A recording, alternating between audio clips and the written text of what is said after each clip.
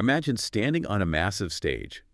The spotlights are blinding, the acoustics are, perfectly tuned to carry your voice, and there are literally thousands of people out there cheering your name. Oh, yeah, the ultimate setup. Right, you look out into the dark auditorium and you can just feel the energy.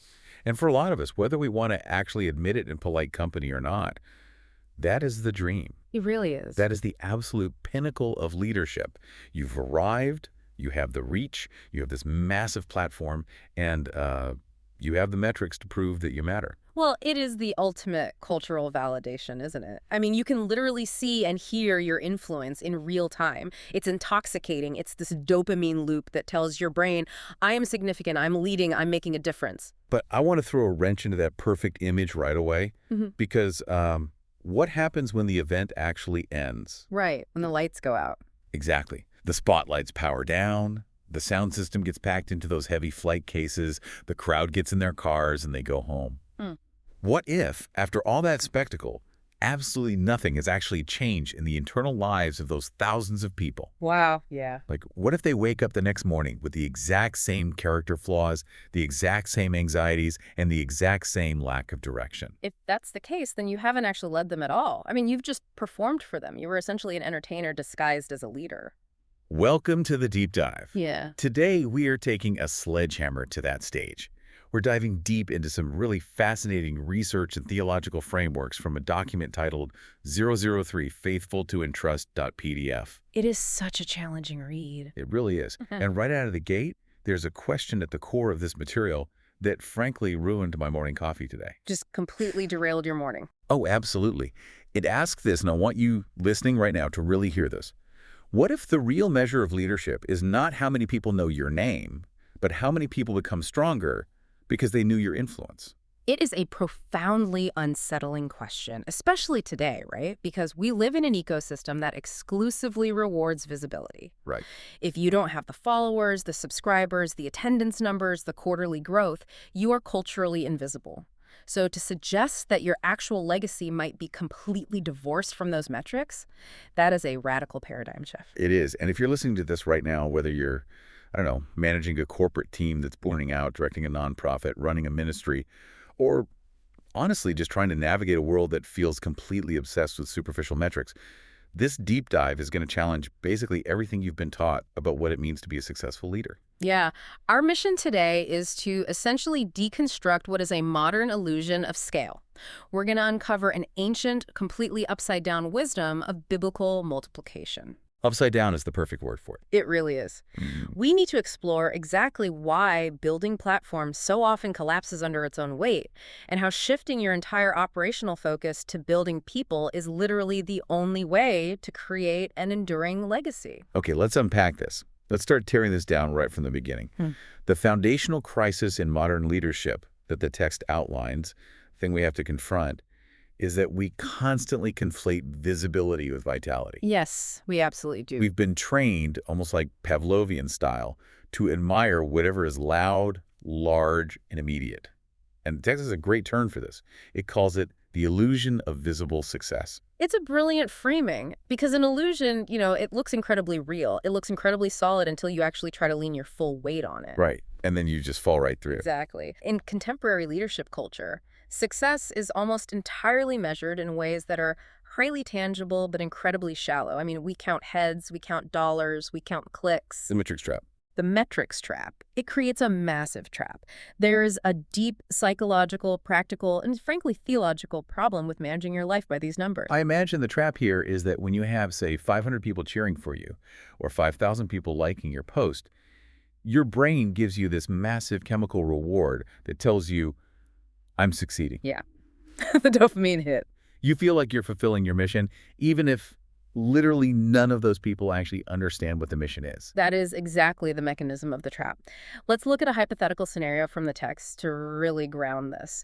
Imagine a local organization or a ministry that grows from 50 attendees to 500 attendees in a single year. Okay.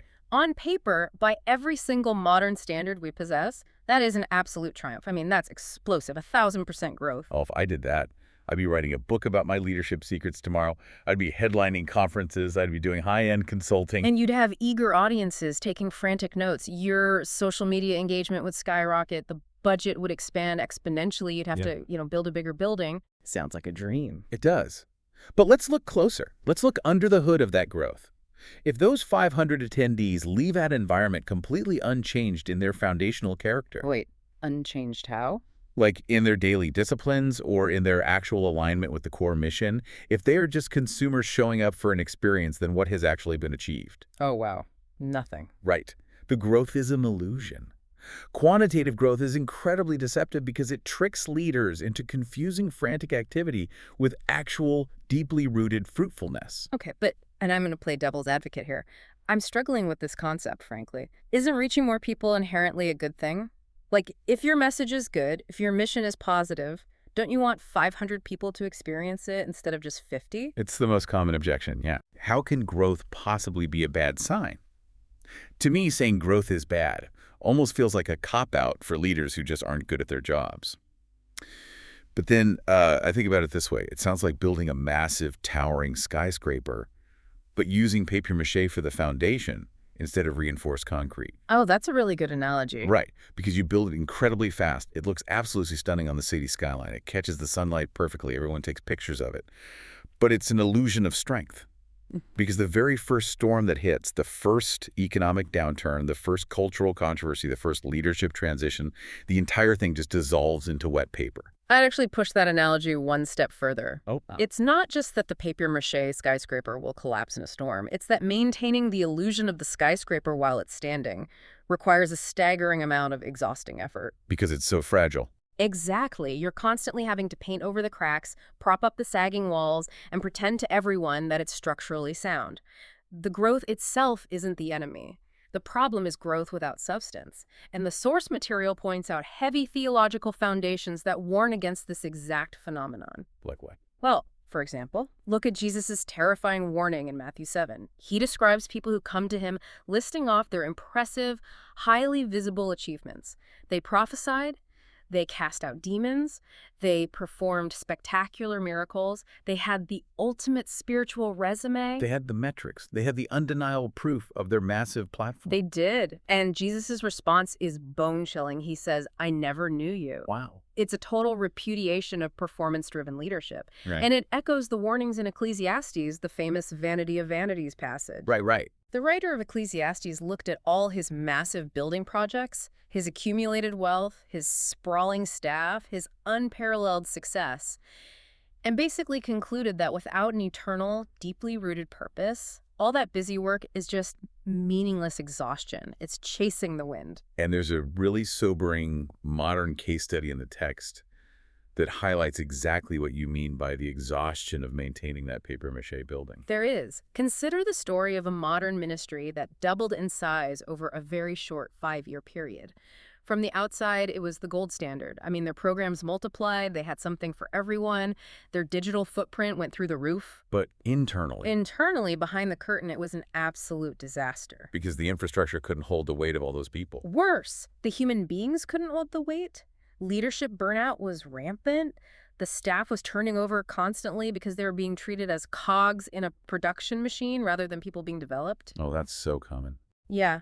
And the commitment from that massive pool of volunteers was totally superficial. Like, they'd show up for the fun events, the big parties, but they'd vanish when actual sacrifice or hard work was required. Why does that happen? Because the core leadership prioritized the rapid accumulation of a crowd over the slow transformation of individuals. They built the papier-mâché skyscraper, and it was quite literally crushing them. So if accumulating massive crowds and relentlessly driving up the metrics is actually a liability, if it just leads to a brittle organization and exhausted leaders, what is the alternative? How do you actually build something that lasts without obsessing over the crowd? Well, this brings us to a completely different ancient blueprint for leadership. Right, and it's an alternative that's built entirely around a single, seemingly simple sentence from the Apostle Paul. Exactly. We're talking about 2 Timothy 2.2. If there is a theological bedrock for the concept of entrustment, this is it.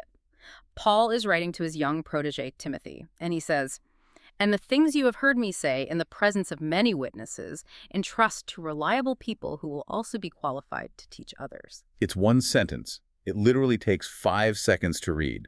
But there is an entire architectural framework inside those words. It is the ultimate blueprint for what the text calls the 4 generations of discipleship. Let's break down the layers because the implications here are massive. Okay, let's do it. First, you have Paul. He represents the 1st generation. He is the mentor, the pioneer who embodies the truth and the mission. Second, you have Timothy. He is the 2nd generation, the immediate disciple who faithfully receives the teaching.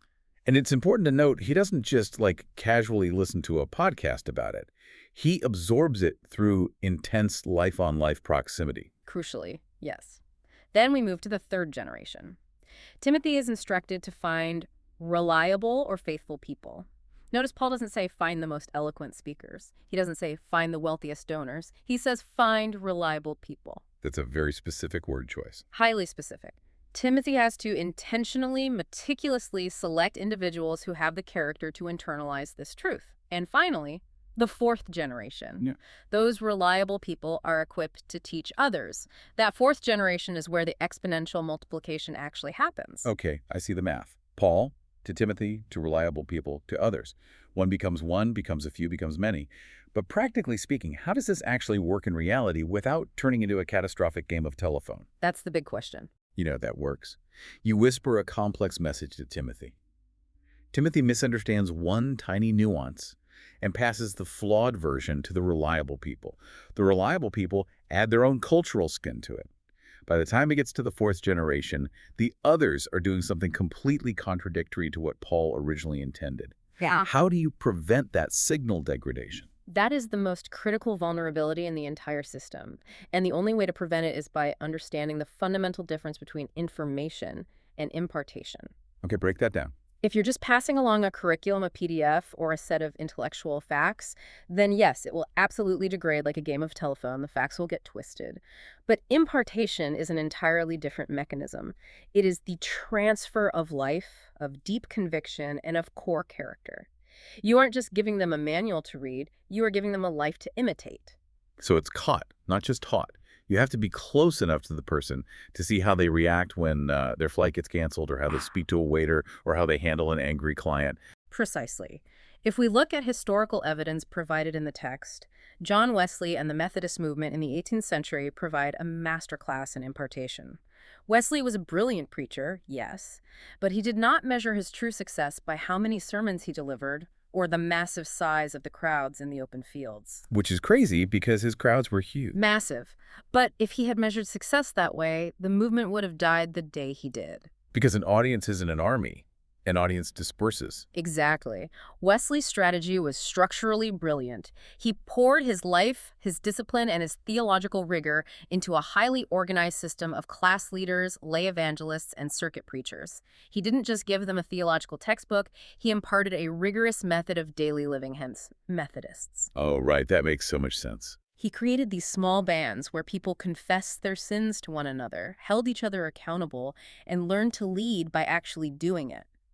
By investing deeply in the character and discipline of a relatively small group of leaders, who then reproduced that exact same intense accountability in others, he catalyzed a movement that transformed the social fabric of entire nations. But if we look at Wesley's strategy, it requires something deeply uncomfortable for modern leaders.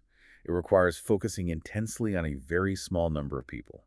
It requires you to essentially ignore the thousands of people clamoring for your attention outside your door so that you could sit at a small table and focus on a handful of individuals. It's very counterintuitive today. If you do that today, your board of directors might fire you for neglecting your audience. Which brings us to the ultimate historical example of this strategy in the text, an example that completely defies modern logic. The leadership model of Jesus himself. This is where the paradigm shift becomes jarring. Think about the shocking paradox of Jesus' ministry. He had the unparalleled ability to draw crowds of thousands. People were walking for days, sleeping in fields, desperate just to hear him speak or touch his clothes. Yeah, he possessed the ultimate undeniable platform. Yet, he systematically chose to invest the vast majority of his limited time and emotional energy into just 12 men. And it goes even deeper than that. Within that 12, he invested even more intimately in an inner circle of 3. Peter, James, and John. I really want to emphasize how crazy this looks from a modern strategic perspective. Imagine you run a startup. Your product goes hyper-viral. Millions of people are demanding it. Investors are throwing money at you to scale up production.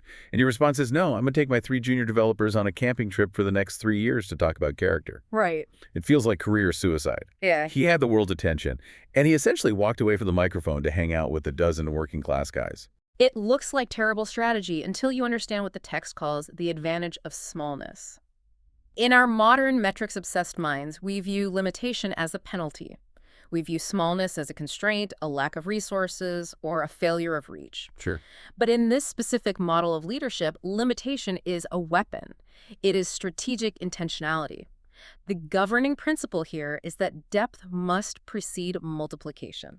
Remember our discussion about impartation versus information. You pointed out that character is caught by watching someone react under pressure. Right. You can't observe a leader's emotional intelligence or their integrity from the back row of a stadium holding 5,000 people. You just see the performance. Exactly. The disciples had to observe Jesus under immense, crushing pressure. They watched him navigate complex political traps set by the religious leaders. They watched him handle interruptions. They saw how he responded to the systemic injustice of the Roman occupation. They witnessed his grief, his exhaustion, and his profound empathy. You can't fake that up close. No, you can't. That level of observational learning requires extreme proximity. It requires intimacy. You cannot impart a life from a stage. You can only impart it across a table. I hear that, but I'm still struggling with the efficiency of it. In today's digital age, if you ignore the algorithm, if you artificially limit your reach to focus on a handful of people, it feels terribly inefficient. If you have a life-saving message, focusing on 12 people when you could reach 12 million on YouTube feels almost irresponsible. What's fascinating here is that objection is totally natural, but it reveals our misunderstanding of the mathematics of multiplication. We have to clearly distinguish between addition and multiplication. Okay, how so? Addition is linear. If you're a gifted speaker, you might preach to 100 people today, and you add 100 people to your movement. Tomorrow, you preach to another 100. But the entire system is completely reliant on your continuous, exhausting effort. When you get sick, when you burn out, or when you retire, the addition instantly stops. The platform collapses the moment the speaker steps down because the speaker was the only load-bearing pillar. Exactly. But multiplication is exponential, and exponential curves always start out looking deceptively slow. One leader develops 10 deeply rooted leaders. It might take 5 years. It looks horribly inefficient.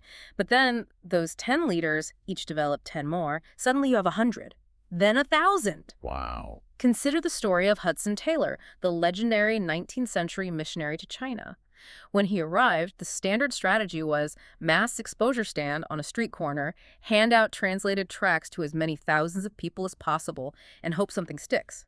It was addition. Just broadcast the message and play the numbers game. Right. But Taylor bypassed that entire methodology.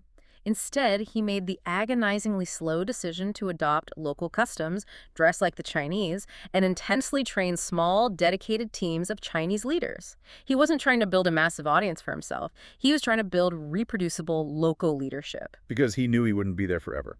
He knew a foreign face could only carry the movement so far. Precisely. Or look at Dietrich Bonhoeffer in Nazi Germany. As the state church capitulated to Hitler, Bonhoeffer didn't try to build a massive counter-movement of thousands of superficial followers.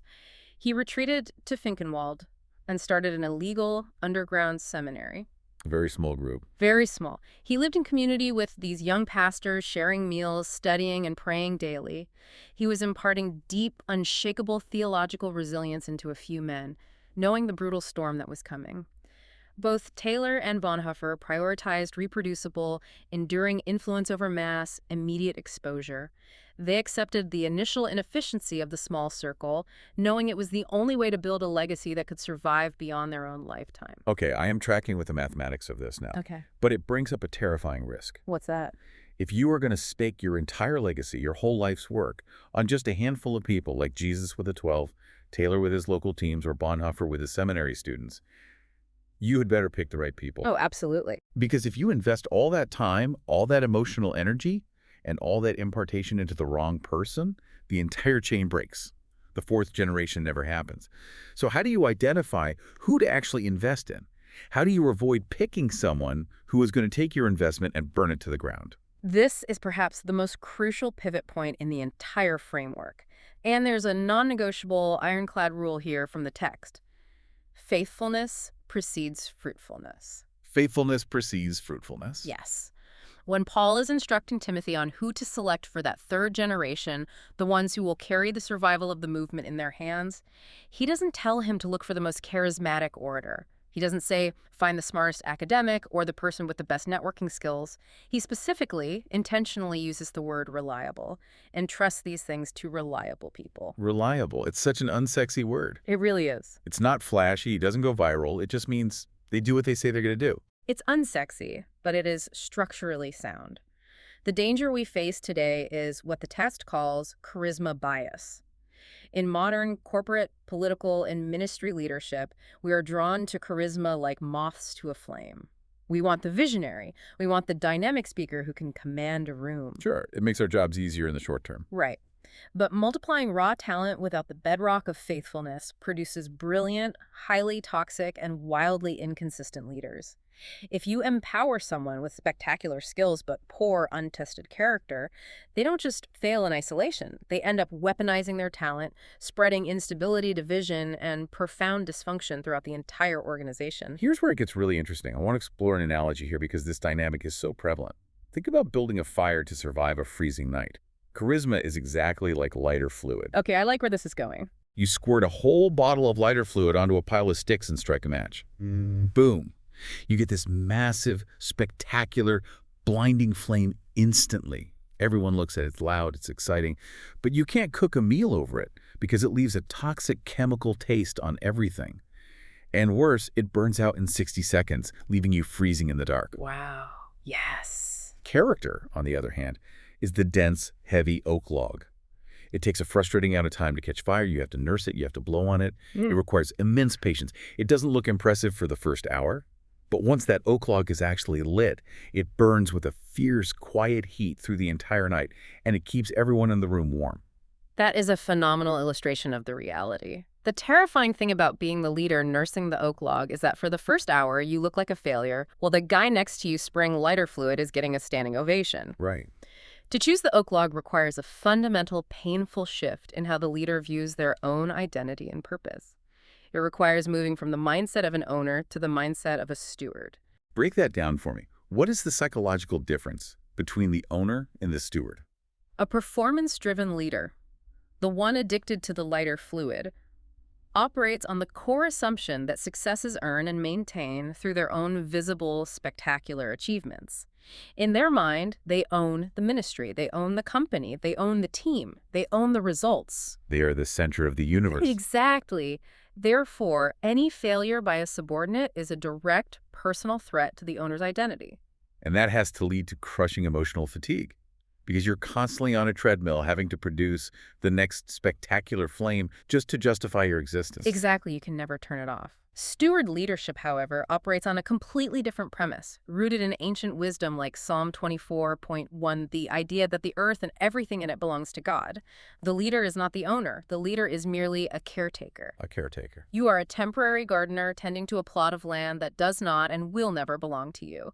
Your identity is not tied to the crop yield. Your identity is tied to your faithfulness in watering the soil. But how does a leader actually make that mental shift in real life? Yeah. I mean, it's so easy to say, I'm just a steward on a stage or in a staff meeting, but our egos are ferocious. Our egos demand to be owners. It is a daily war with the ego, and the text offers one of the most practical starting points, forcibly changing your vocabulary. Just changing the words you use. Yes.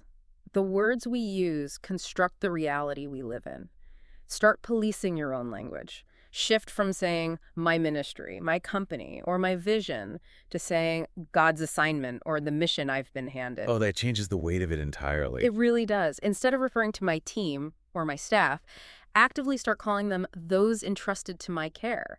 It sounds like a minor semantic trick, but when you force your brain to say those entrusted to my care every single day, it slowly rewires your posture from demanding performance from them to providing protection and development for them. That brings to mind a great hypothetical comparison in the text that really crystallizes this.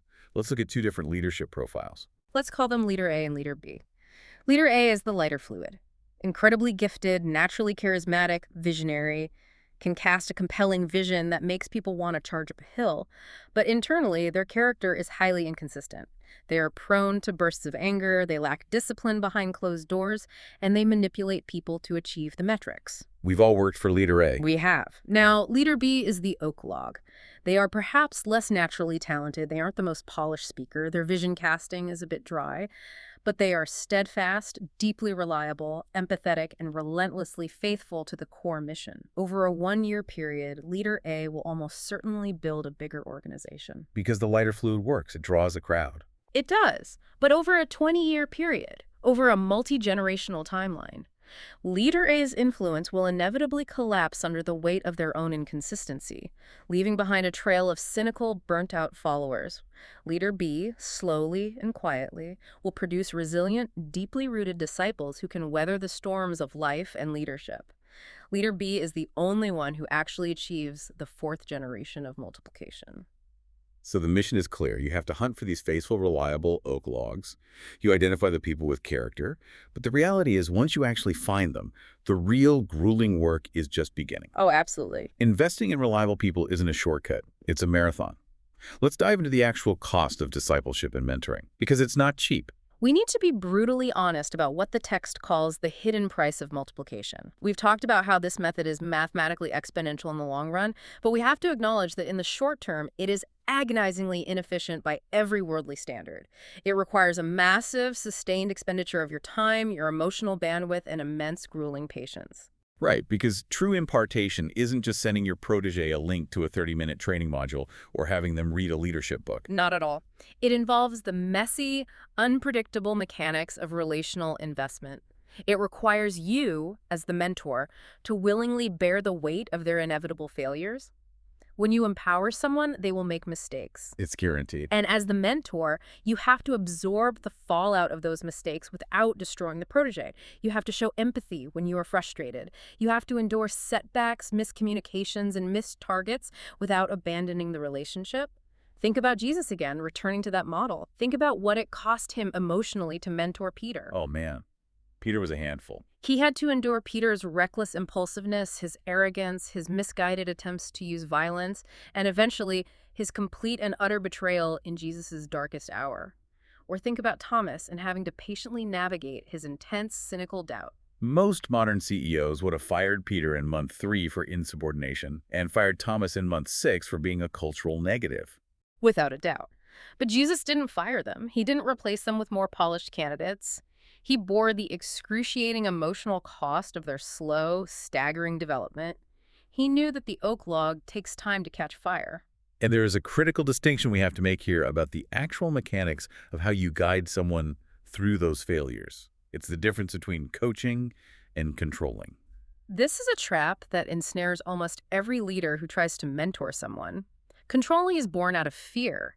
A controlling leader dictates every single move, micromanages the details, and hovers over the protege because the leader is terrified that a failure will reflect poorly on their own reputation. Going back to the owner mindset. Exactly. They're acting like an owner, protecting their asset. Coaching, on the other hand, is rooted in trust and stewardship. A coach guides the person, models the correct behavior, asks probing questions to make the protege think critically, and then strategically, deliberately releases authority to them, fully knowing they might fail. I want to ask you, the listener, to pause whatever you are doing right now and genuinely think about your own leadership style. Look at the people working under you or the volunteers you lead.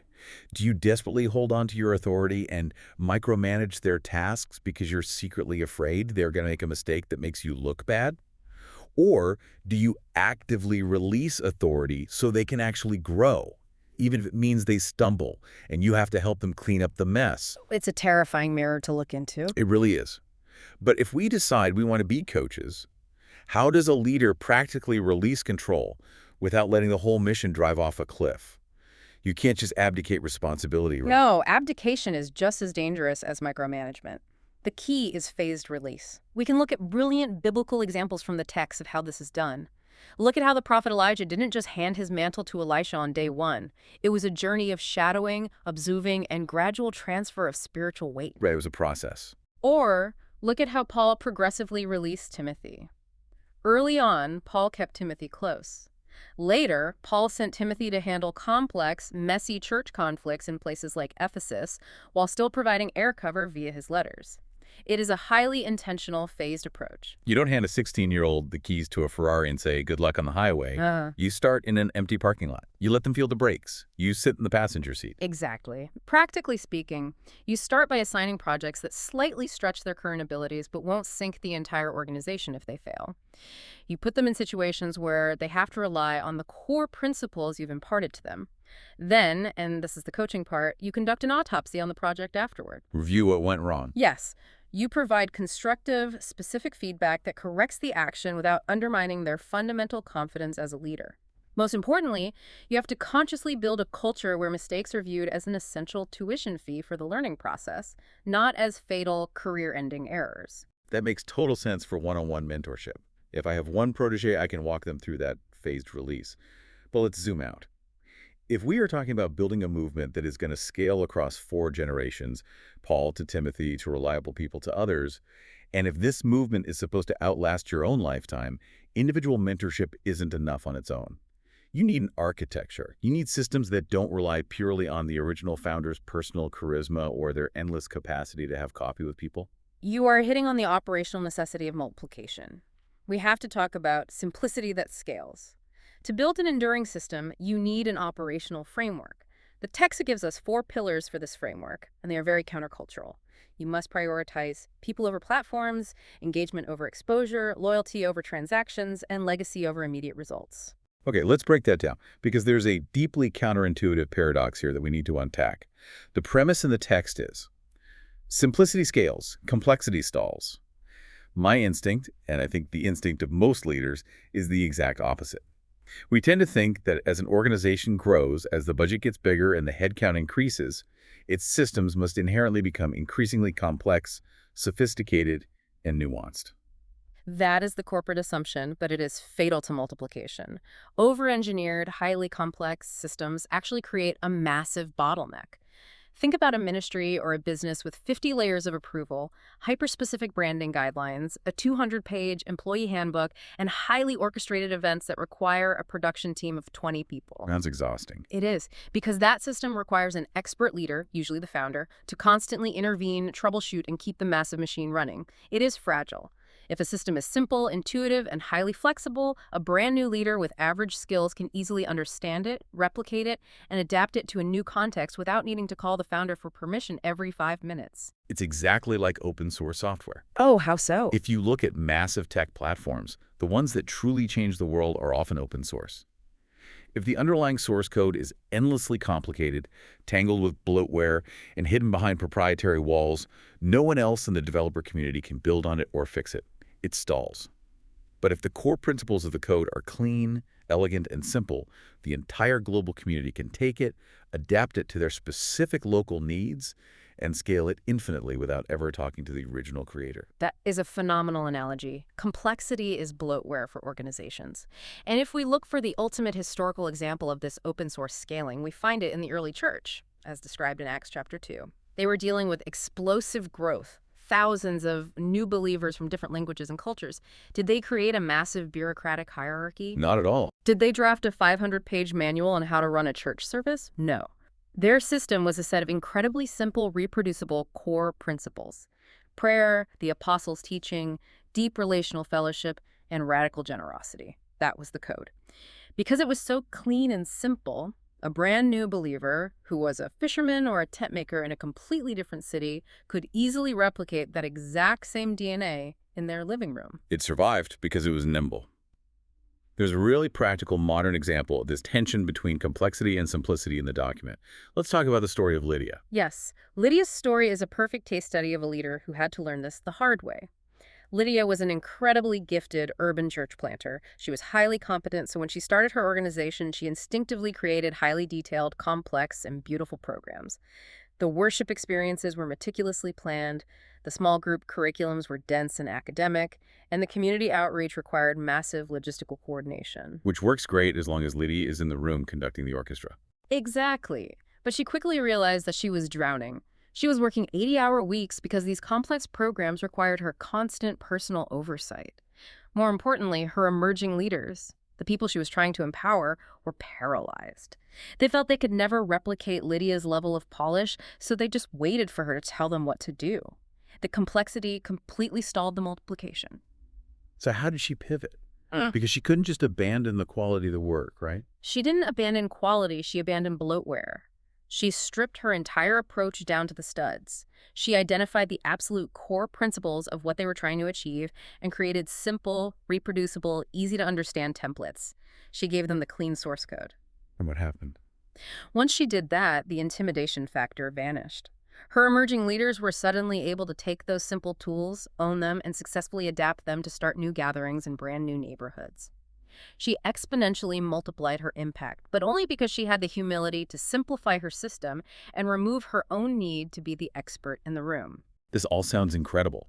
Building a multi-generational legacy, hunting for faithful people, enduring the messy process of coaching, and designing beautifully simple open-source systems.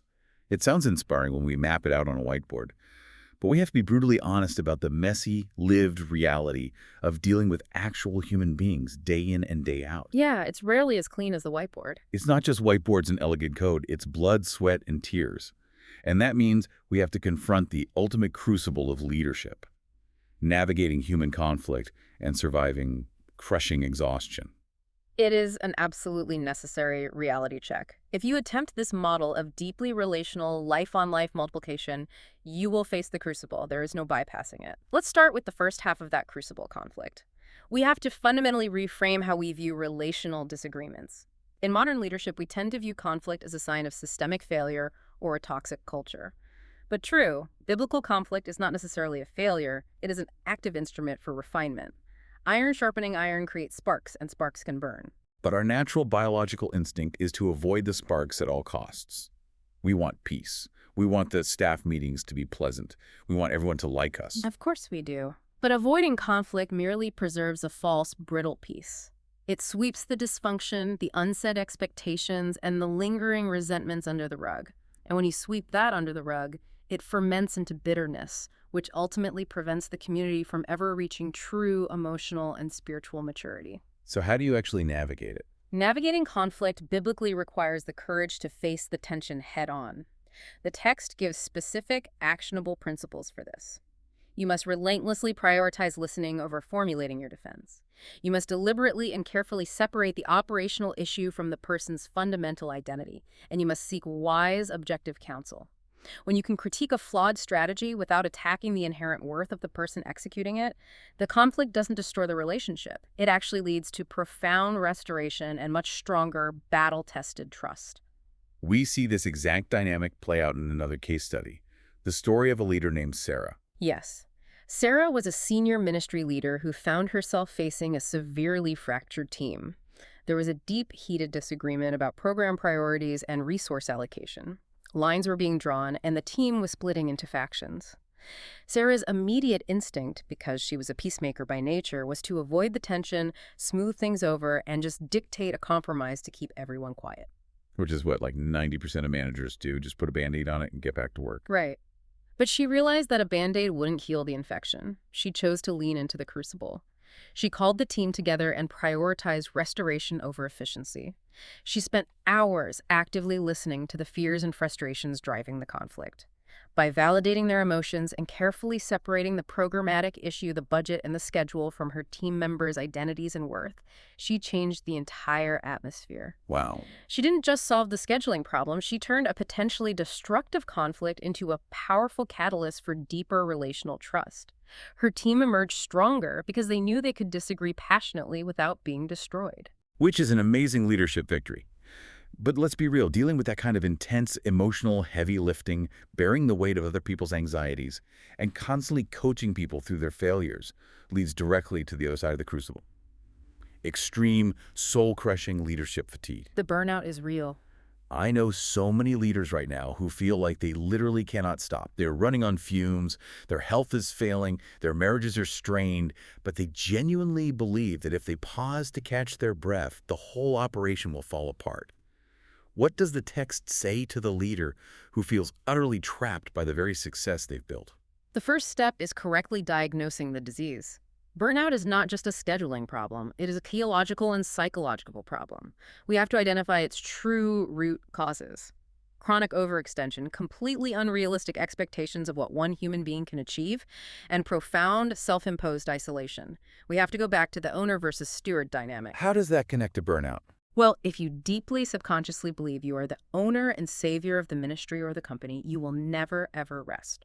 Why would you? The survival of the universe depends on you. To combat this, we have to embrace the ancient biblical necessity of the Sabbath. And we need to clarify what Sabbath actually is, because it's not just taking a day off to binge watch Netflix and answer emails on your phone from the couch. Exactly. The Sabbath is not a vacation day. It is a covenantal rhythm. It is a mandatory weekly practice that forces you to physically and mentally stop producing, stop achieving, and acknowledge that you are not God. You are not sustaining the universe. The world will continue to spin on its axis if you don't answer that email for 24 hours. By stopping, you declare your trust in God's ownership of the mission. But surviving the crucible requires more than just one day off a week, right? You need daily rhythms to survive the other 6 days. Absolutely. Daily renewal practices are non-negotiable life support. This means prioritizing silent prayer, aggressively taking care of your physical body through sleep and movement, journaling to externalize your anxieties and maintain a grounded perspective, and crucially, ruthlessly delegating tasks. Look at Jesus again. Amidst the most intense demands imaginable, with literal crowds of desperate, sick people crushing in on him, what did he do? He regularly and unapologetically withdrew to lonely, quiet places to pray and renew himself. That is the ultimate mic drop on the burnout conversation. Yeah. If the savior of the world, who had a literal 3-year window to save humanity, needed to walk away from the crowds, take a nap in the bottom of a boat, and be alone in the mountains, you probably do too. You are not more essential than Jesus. And if we pull all these threads together, it all leads back to the very climax of this entire framework.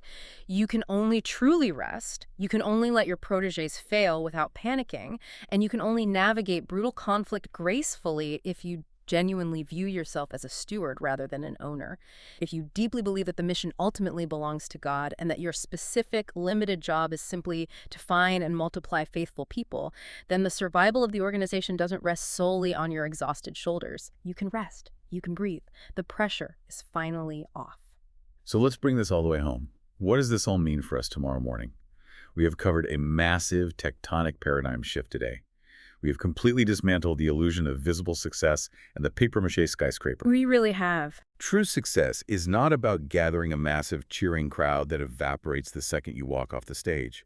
True, enduring success is about taking the truth and the mission you have received, hunting for reliable, faithful people, the oak logs, not the lighter fluid, investing in them deeply through life-on-life proximity, bearing the cost of their failures, and coaching them until they are fully capable of doing the exact same thing for the next generation.